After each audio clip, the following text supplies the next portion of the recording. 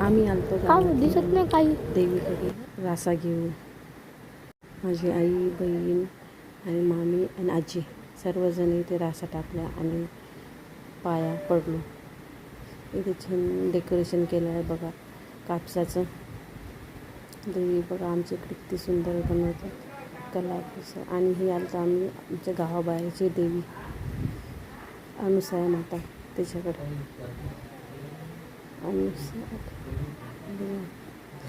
हे आमच्या गावाबाहेरची देवी. आजी इथे नारळ शिलत आहे देवीसाठी.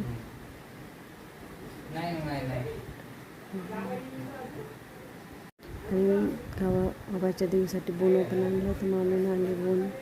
आता नवरात्र चालू झालेले आहे. सर्वजण पूजा करतात, पूजा करून घेतात.